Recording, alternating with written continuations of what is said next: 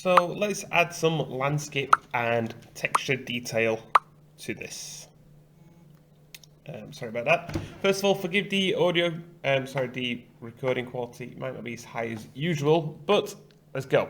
So I'm just going to be using Polyhaven, and I've grabbed some quick textures, some materials off there, just setting up to 1K, download as a zip. But you can use those as a placeholder or go ahead and make your own. So inside Unreal, I'm going to, inside my folder, I'm going to create a new folder, which I'm going to call Landscape M. Landscape M, why not? And then first of all, I'm going to drag my textures in. Now, you might not actually need all of these. You can go as detailed as you want to, but I'm just going to take like a diffuse, a normal, and maybe a roughness. I probably don't need the other ones, but you can add them. It just depends on the style you're going for. I'm not going for that high quality of a style. All right, so I'm going to create a new material, which I'm going to call Landscape Map, and open it. So this is where we're going to wire in our textures. I've actually downloaded 2 different textures off the Polyhaven website that we're going to use. So we're going to need a few notes. We're going to need landscape. So if we just sort of type in landscape, and then we're going to type in layer blend. Now, layer blend might not look like it's too much, but on the left-hand side, we can press this plus button. I'm going to add 2 because I've got 2 for now, but you'll probably end up with more. And then I'm going to call this sand. And I'm going to create another one. I'm going to call it sandy rocks for a more rocky area. We can add a whole bunch of these if you want to.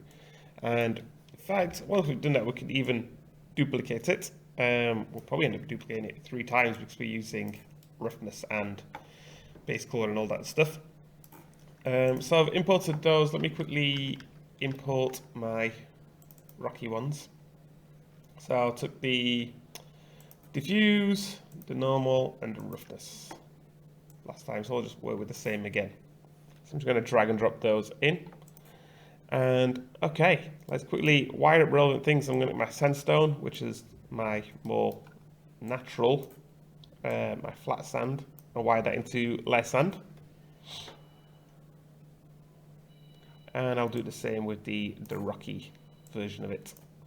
And wire you up there into base color. I need a little bit more space.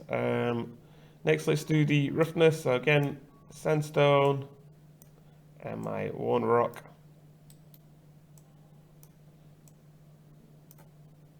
I would organize this and make it look a bit nicer organizationally, but I'm just going to quickly fly through this.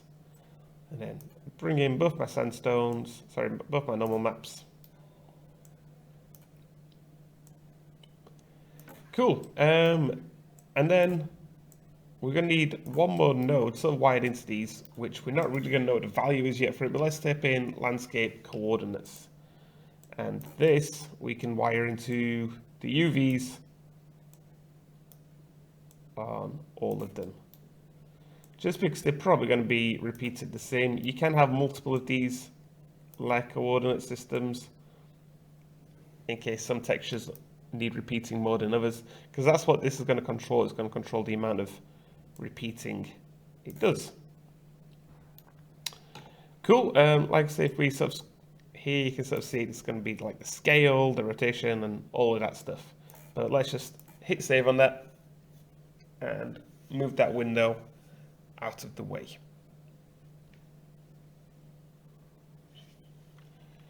Okay, next we're going to go up to the top where we've got modes, and we're going to change this to landscape. We should delete the plane first, but what are you going to do? So we can put this in, we can move it up or down. Let's say we sort of want it just a little bit down. And you can move it once it's actually done as well. And yeah, that'll do. For the most part, that'll do. I'm going to drag my landscape system into it and create. You can change the values if you're going to want something bigger with more space taking up, or oops, or not. And now we can sort of paint and sculpt, but before we do that, let's quickly just set up our material because it just looks black at the moment, black and red. So if we click on the paint option here, where you see we've got sand and rocky sand, we just need to press the plus on this, and I'm going to just save this to the, sure, save it there, that's fine. And do the same thing on this one.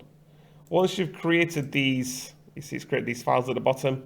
Next time if you want to do another map, you can just literally click the drop down and it'll appear. So for the most part, this is building with our sand, but let's say we wanted to use this other type of sand. I can sort of paint it in here. Once that compiles and figures it out, the texture will look different on that.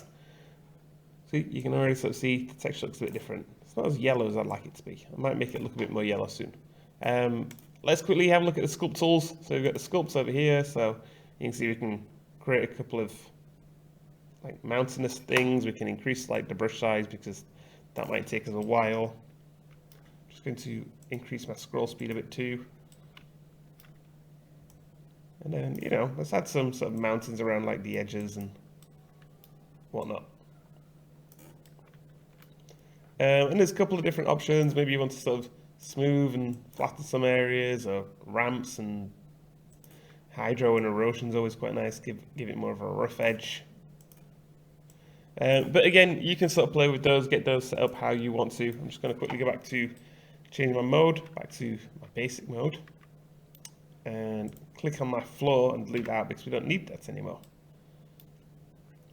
You can see oops, my scroll speed's too high. I accidentally increased here, so I'm just going to quickly need to flatten that out.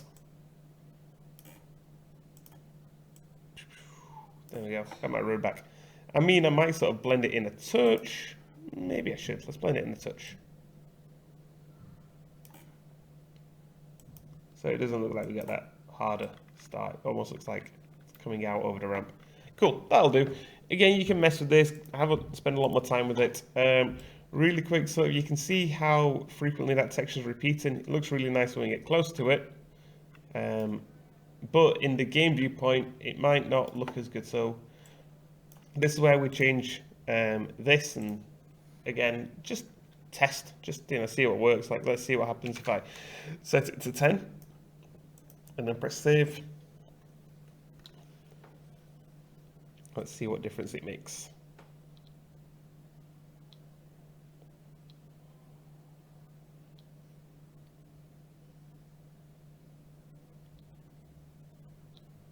Any minute now. Cool, you can see it already looks a lot better. So like I say, you can tweak that, get that number looking just right so you're happy with it. Let me move it out the way a bit. And you can see you can also paint in different textures as well. So this is the second type. Let me put my speed back up.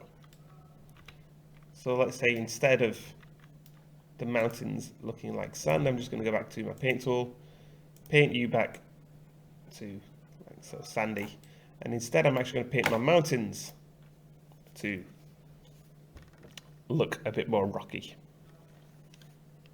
There are systems you can set up for this that would make it auto do it, but because we're only sort of making one level, it should be fine. And you can increase like the amount it sort of paints down, like the amount sort of like it blends and everything. So there we go. So like I say, we can paint that in, we can sort of get a different feel for our mountains that way.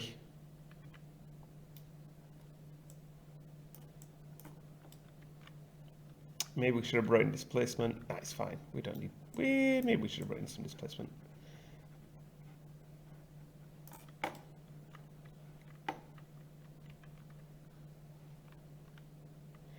Cool. Okay. That's pretty much that one. We'll stop there. In fact, we'll press play and give it a test. If you are interested in adding some displacement to this, I'll quickly sort of show you how to do that to your material. Whoa. But the ground looks alright.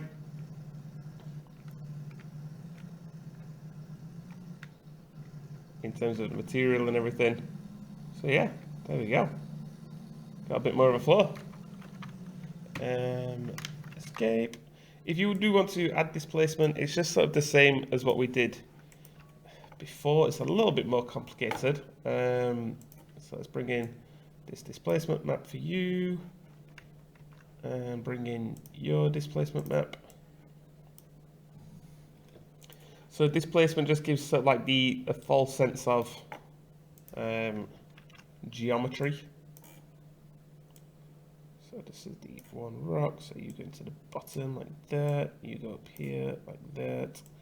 Just in the same way that we've done everything else, we're going to wire it in a similar way. But we do need to add a couple more numbers to it. So for example, what we need to do is we need to multiply, so I'm just holding M, and multiply by vertex normal. Never remember if you're supposed to multiply by vertex normal first or by an amount first. So this multiply controls the amount that it would displace, so the higher the number, the more displacement we'll have. I'm just going to multiply it by 20. And let's wire you into world displacement. It's not turned on, so I just need to deselect it by clicking nowhere, scroll down till I find tessellation. There's translucency, tessellation, change it to no tessellation to flat tessellation. In terms of the world displacement multiplier, I'm just going to wire a 1 into that, so hold 1 and left click.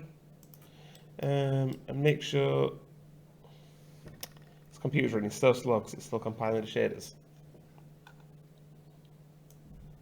Make sure that these guys are wired in too.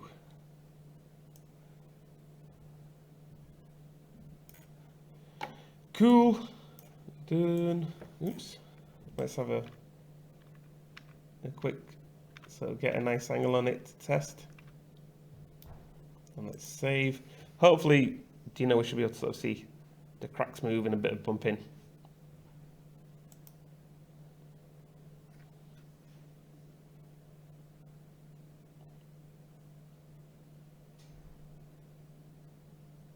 Ooh, it has. You see, it's added